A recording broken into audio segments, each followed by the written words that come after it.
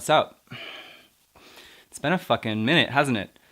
Look at that fat zit from last night that I couldn't get rid of. I promised that I usually have an immaculate skincare routine that I have just been fucking up for the past 2 weeks, and now I'm shooting a video so everyone gets to see, and it's really fun. So I've had this video like 75% edited, just sitting on my computer, and then just didn't get around to finishing because, I don't know, YouTube didn't feel like a creative priority anymore. I still have a lot of feelings on that, but I'd like to talk a bit about, you know, my future plans after this video is over. It's not my best work ever, but I think it's like pretty good. I would write it a bit differently now, but it's the best of my kind of attempts to write YouTube scripts again, so I thought I'd just kind of clean up some of the rough edges and publish it. But I wanted to have like an intro because I look a lot different now, and I talk a lot different now, and it would feel really weird to just like update everyone with me from 2 years ago. The reasons I've been away from YouTube and the internet are, you know, complicated and normal, just like job stuff and personal stuff. I've been working on things the past couple of years, but I haven't finished much, and I haven't obviously like shared much of it online, and I don't like that. It doesn't feel good. So I just want to kind of re-engage in a dialogue with you all and figure out, you know, what kind of content people are interested in seeing on here, if any. Otherwise I'll just make a new channel, it doesn't matter, because I've got some pretty weird ideas for things. But anyway, point being, if you're interested in me and my shit, stick around for after the video, and if not, that's also fine. Who gives a shit, really? Either way, I'm proud to present the Alex and Crackers Lost episode. And now, our feature presentation.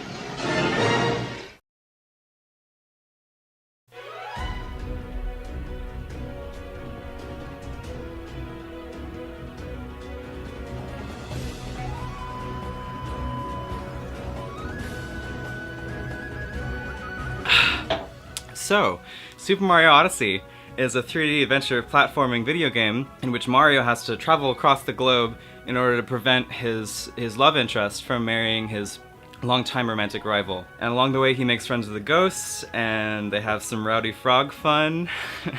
It's very good. It's very, very good. This game has endeared me to Bowser more than I thought was possible. Like, okay, threatening to marry your random coworker just to get your jock boyfriend to pay more attention to you is like the ultimate relationship power move as far as I'm concerned, and Mario totally falls for it. It's extremely obvious that Bowser has no idea how to plan a wedding, so he essentially just like hires a bunch of assholes to go around every kingdom in the world stealing the fanciest thing they have.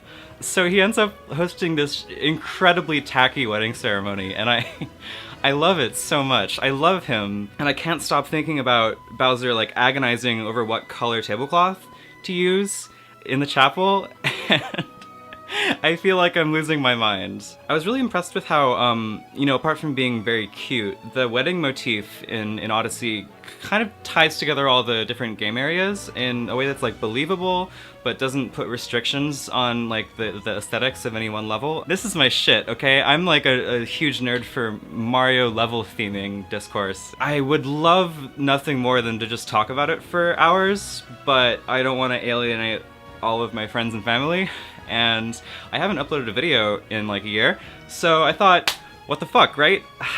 Let's have a countdown about it.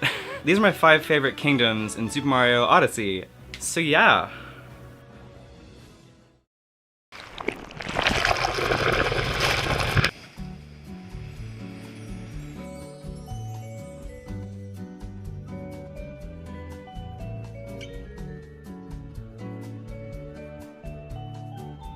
Beach levels are good, okay? Like, they're always very pretty, and I happen to unironically like bossa nova, so the music always appeals to me. But the other interesting thing to me about beach levels is the kind of design challenge the devs have to deal with, where you gotta make it engaging to move between land and water, which can be really boring, but as far as I can tell, the standard approach is to just kind of be like, hey, you're a fish now. It's all chill. It's chill, man. Don't even worry about it. And Seaside Kingdom does take that solution, but I think it expands on it in some pretty cool ways using Odyssey's mechanics. The key to exploring here is to string together enemy captures. Like, for example, something I did a lot was I'd capture a flower to run out to sea quickly, and then I'd capture an octopus immediately so I could quickly then squirt over to a Cheep Cheep and then poke around underwater. That kind of like capture combo synergy stuff is really cool, and it's kind of what I imagined Odyssey would be like. So it was surprising me that only a few segments of the game rely on that, and a lot of them are towards the end, so like I would love a direct sequel. Unfortunately, the Seaside Kingdom is not a very visually daring beach level. It's got that standard beachy art design that you see in a lot of platformers, but like the water is all shimmery and full of garbage, which I like, and there's this really wonderful gold foil texture on the seaweed that makes me think of scrapbooking paper, like really nice, overpriced scrapbooking paper. I eat that kind of shit up. The other weird part of this kingdom is the story gimmick. So Bowser wants to toast at his wedding with the kingdom's famous sparkling ocean water. So it turns out the Seaside Kingdom, in addition to being beach themed, is also carbonated beverage themed. Didn't really see that one coming. It's subtle and weird, and I didn't really put it together until recently, but like the main level goal is to pop a bunch of corks and refill this giant champagne flute in the center of the stage, and I guess that means all the rock in this level is actually made of cork? Like, this floating platform here is clearly the same material as the cliffs that surround everything. I'm kinda into that, but like, does that mean this is all cork sand? That sounds really gross. But it goes deeper than that, actually, because the rumble function, the HD rumble on the Joy-Con Nintendo Switch controllers, allows you to actually, like, physically with your hands feel the carbonation in the seawater for a moment after you jump in. That's just like, that's so cute and nice.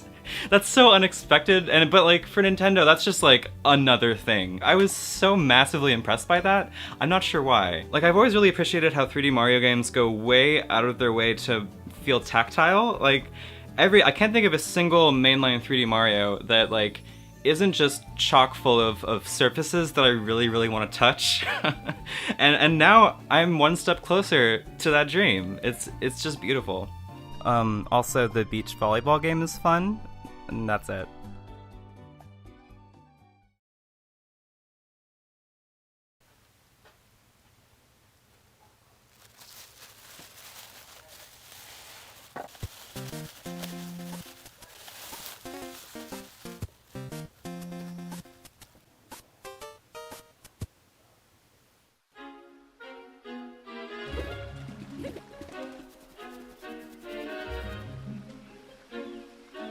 Not to be gross, but like, Mario Odyssey has a massive hard-on for Super Mario 64, and it does not hide it, like, at all. Dory the sea monster is here, the scary eels are here, there are paintings that warp you between levels. That sure is a lot of fan service for a Mario game, I thought to myself, naively, and then the postgame happened. And wow, I had no idea. The Mushroom Kingdom goes really, really hard. After the credits roll, you find out that Peach's castle is also here, and it's big and gorgeous now, and it's nestled in these really nice rolling hills, and the cloud mural on the wall is photorealistic, but like the clouds still have little eyes, and the new castle theme arrangement is so beautiful, and you can see World 2 in the distance from like the 2D games, and Yoshi is playable now, and like, I think I'm gonna have a fucking heart attack. Like, I don't know if it's just me, but I always feel like there's something uncanny in the air when an iconic retro, low poly count game level is expanded into this massive, convincing, explorable HD area. I'm used to abstraction, but I'm not as used to de-abstraction, if that makes sense. I don't know. I feel like this would be a good topic for a boring video essay.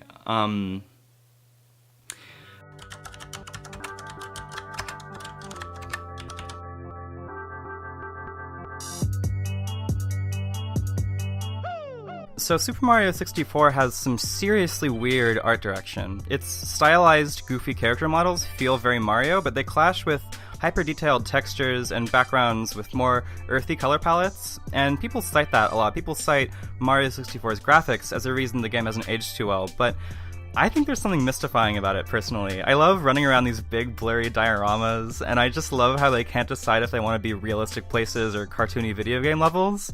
It's so endearing. If you look hard enough, you can see that conflict all over Super Mario 64. Like, why is there just a regular photorealistic school of fish in a Mario game? We take it for granted, but like, up to that point in Mario, this is what a fish looked like across the board. But now this is also what a fish looks like. So which one is the real fish, right? Are Cheep Cheeps different from fish? They certainly are from a gameplay standpoint. So what does that say then about the Mushroom Kingdom as a setting? It's very weird. Everything about Super Mario 64's visual presentation emphasizes the tension and the dissonance that you get when you stick abstract video game iconography into a 3D space. And that's obviously not what the developers are going for, right? Like, no one knew how to make a 3D space look normal and inviting for a 3D video game, but like, it's a good look.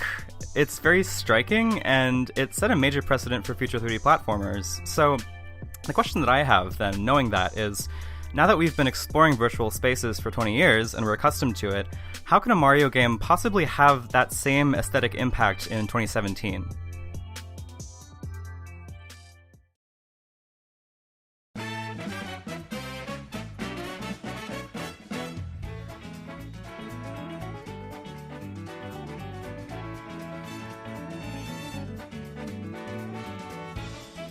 If you skipped that last entry for spoiler reasons, then just like a little FYI, I'm currently in the middle of a surprise mini video essay about Mario 64's art direction. I'm so sorry.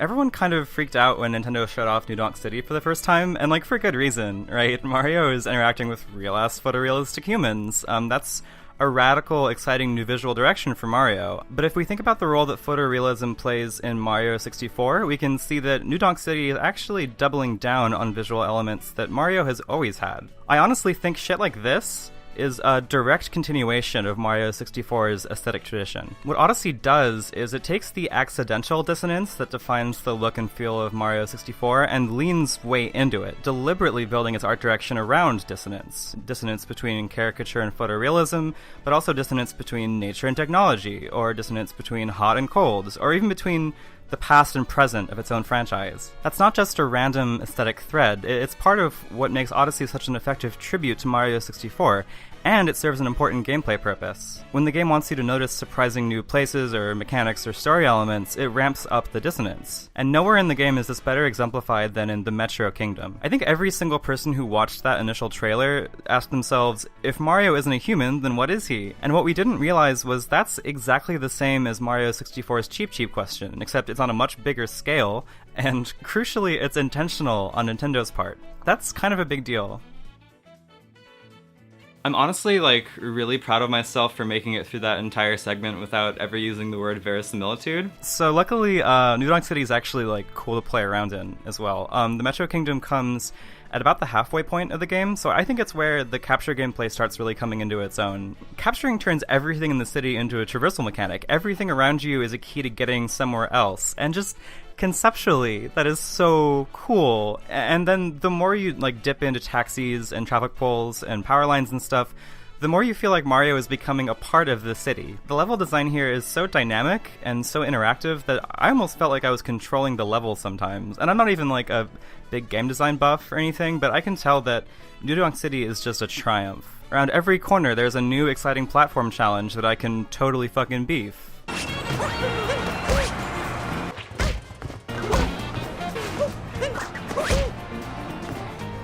Typically, all a game needs to impress me is unique art direction and cute stuff to find, and New Donk also has that. Like, maybe it's just because I grew up in a suburb, but it always feels to me like cities are full of, like, secrets and surprises. You know, maybe behind this unmarked door there's, like, a decrepit little used bookstore, or a hole-in-the-wall coffee shop full of hot graduate students. Or maybe there's nothing, right? And New Donk City really does feel like that. It's full of these little weird, unpredictable chance encounters. I don't want to spoil too much, but, like, for example, you might overhear some new donkers lined up to see a classic movie outside a theater, and if that piques your interest, you can go inside and discover that you're the star.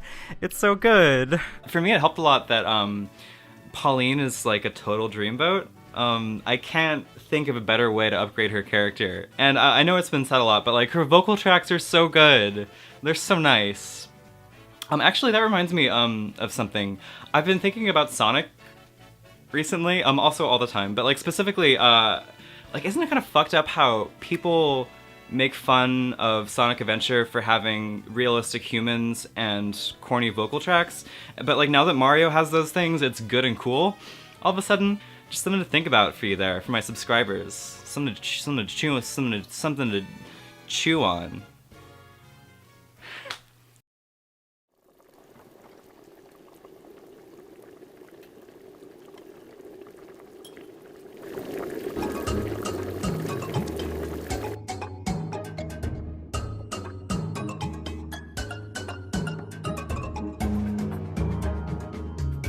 Okay, if you're one of my longtime subscribers, this will be the 5th or 6th time you've heard this, but I am the world's biggest sucker for food theming in video games. It's never not cute.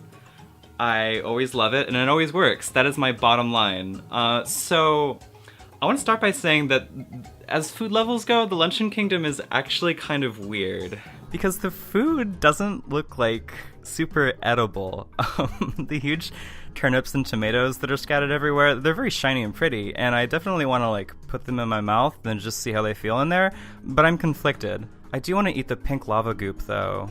With how colorful and pink everything is, it's actually kind of easy to forget that Mount Falbano is essentially a fire level. I really liked exploring the lava ocean for some reason. I get the impression that a lot of people didn't, but it feels so comfy and special to be totally safe in a zone that's usually off limits for Flesh Mario. And Lava Mario is so cute and small, and playing as him like makes you feel small, you know, jumping around and finding little hidey holes leading to secret lava islands. It's adorable. But the Luncheon Kingdom really starts to shine for me as a food level when it starts to ask you to interact more with food and start cooking. Like as early as the Fork Town, there are a shit ton of kickable objects stacked up for you to kick into this like soup cauldron, and kicking is a mechanic that, you know, functions in other kingdoms, but like they put so many, it destroys the frame rate sometimes, and it's so worth it. I'm so happy that the designers were willing to compromise the technical functioning of their game just for my my tactile experience. But the sequence that really sold me on this level was the lead up to the boss. Like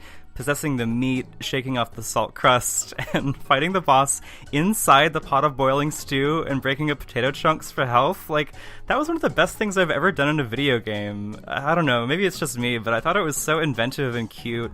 And it makes me sad that you can't replay most of these linear sequences. But I guess if that's my big complaint, then they did a really good job.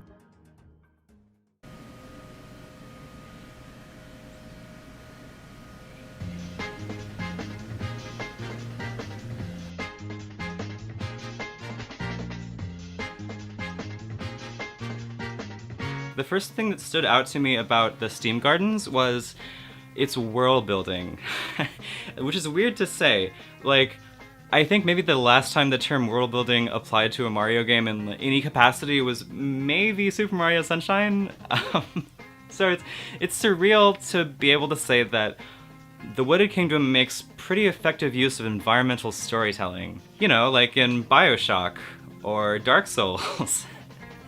It's weird, okay? It's very weird. In the course of about 15 minutes, we learned that we're in a forest, inhabited by worn-down watering can robots, who work in tandem with complex machinery to maintain a flower garden. We see where the robots rest, we see where they recharge, and we see what they stand to lose if we don't get the bad guys out of there. And we never see where the robots come from, so we can easily figure out that, like, they've been inside this massive terrarium for thousands of years, and their creators are long gone. And that's a cool concept for a game area, let alone a Mario level. I mean, there's a real mystery there, and I know it's not super sophisticated, especially compared to other, you know, current-gen games, but, like, it was convincing for me, because they actually spent time setting it up. That made it a lot more fun for me to explore the level geometry, and it's already like really densely packed with cool stuff. It has as many options and secrets and alternate routes as something like the Sand Kingdom, but without all the gross empty space. And they made really great use of the forest theme. I love forest levels, but a lot of the time they're kind of just like, let's make a grass level, but with more verticality, I guess. But the Wood Kingdom takes forests a lot more seriously than that, which I appreciated. The trees feel huge and imposing, you know, in the mechanically speaking, things are growing and withering, and the level is divided into vertical layers, like you might expect from a forest level, but most of the vertical platforming is actually in the machine portions.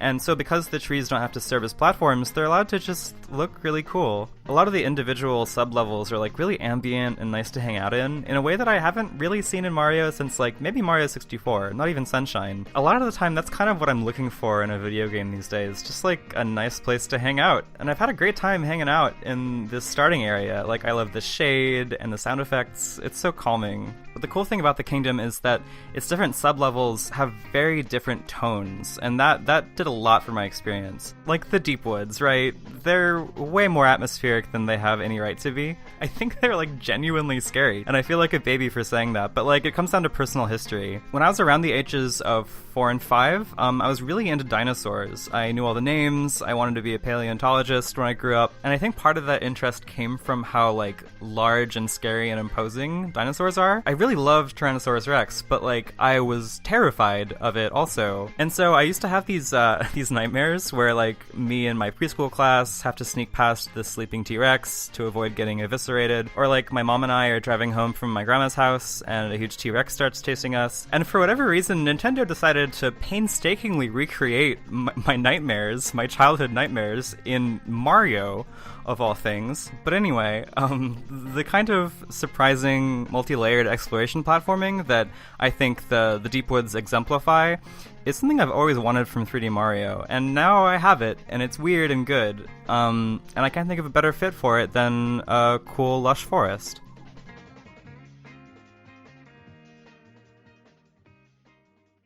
This is normally where I would end the video, but like I really want to talk about the ending sequence in Odyssey, and I haven't found a good place to fit it in, so I guess now my video has a sizable post-game. I can't stop fucking thinking about the Sonic-ass vocal anime power ballad that plays while you're using Bowser's unconscious body as a vessel to escape the crumbling interior of the moon. Like, what the fuck, you guys? I'm so glad. Peach is gay! Okay, if I'm being realistic, Peach is actually the most heterosexual video game woman of all time, unfortunately. In the postgame, she literally goes on an eat, pray, love trip around the world and, like, comes back with this newfound understanding for other cultures. It's so funny to me. Like, you think you understand what life is like in the Lake Kingdom? Like, I was a fish, Peach. I became a fish. Did you become a fish? If I hear one more word from you about how inspiring it was to live for 2 weeks as an au pair in a fork person's house, I'm leaving. Alright, I'm done with the bit now. I'm sorry, the video's over. Thank you so much for watching my video. Actually though, thanks for watching. And remember to like, comment, and repent. Okay, here's my special comment question of the day. Do you think that Bowser is a Dom, a sub, or a Switch? I think personally that he's a Switch. I'm not gonna explain myself, I have complicated reasons. Okay, I was planning on filming this part 2, but I can't be fucking bothered. Alright, so question number 1. I wanted to go into more detail about what has kept me away from YouTube, and it's just the basic stuff. First, I was finishing up my degree at school, finishing my undergrad in film. Then, I graduated and I moved in with a parent, and I was applying for hella video jobs that I didn't get, let's be honest. But that's distracting too.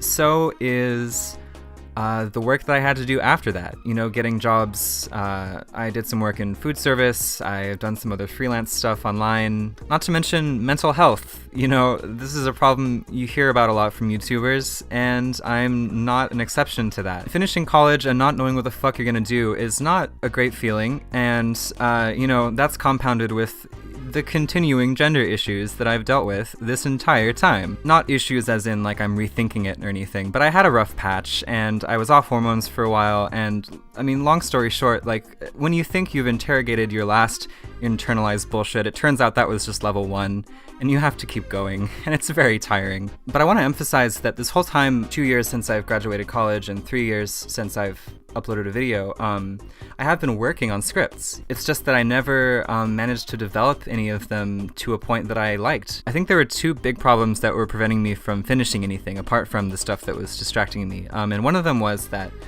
I don't play that many video games anymore. Like, this is a problem that you see even in the later uploads on my channel. I'm struggling to find things to talk about regularly. I could not sustain an entire channel on game content. And I could talk about movies too. I'd like to talk about movies, other entertainment, and even other subjects outside of media. But then we get to the other problem, which is I got way too ambitious when it came to the scope of my videos. And I don't mean that in like a self-absorbed way. What I mean is, because I didn't feel that, creatively engaged with the video essay scripts I was writing, I started thinking of all kinds of ways to make it more visually interesting and more cinematic, and, different editing things I could do, and replacing motion graphics with more elaborate, on-camera footage or documentary footage, and bringing in concepts from real life and from, areas of study that I'm interested in. And it all just got to be too much. I wasn't interested enough in those ideas to throw in the amount of effort that would be needed for me to do it by myself. And even then, I was discouraged by, the way the YouTube algorithm works. If I were to actually try to make money doing this, God forbid, I might still, I'm not sure, but I would not be able to make things that were that complicated. The algorithm just doesn't like that kind of shit. And eventually it hit me that, this creative effort would be so much better spent on, short films, or documentary pieces, or teaching myself to screenwrite, or, doing little weird video experiments and stuff. And that's what I've been working on more recently, and it's been a lot more fulfilling. And I'm not good at, keeping a consistent work schedule with it, but that's something I'm working on. And I do have ideas for YouTube-style content also. I don't know which kind of thing I would be interested in making more heavily, but the basic question is, should I upload it here? Or should I upload it somewhere else? I could just make a new channel, but I feel like all my viewership is here, and I think people want to see my content. I think people kind of miss me. I'm not trying to brag, it's just people have told me that. And if people really are still invested in my work, I want to do right by you, I don't want to start uploading weird esoteric bullshit on this channel if that's not something anyone's going to be interested in. But at the same time, I don't want to seem like I'm asking for y'all's permission. I like you guys. I never had that many subscribers, but we built up a really nice kind of rapport, and everyone was so nice to me all the time, and I want to honor that. So my first question is, would people still watch if I started making different kinds of things? And my second question is, what do I do with my old uploads? In the unlikely event that I actually get my shit together and start making things again, then inevitably I'm gonna have to share my work with potential collaborators or potential employers or just whoever the hell, just marketing my stuff, right? I still like my old videos. They're goofy and some of them are hard to watch, but I have very fond memories of making them, and I think they're good for what they are. In all likelihood, that won't be the kind of stuff I'm making anymore. If I have this new body of work stacked on top of it, then it'll be kind of difficult to explain. Do you know what I mean?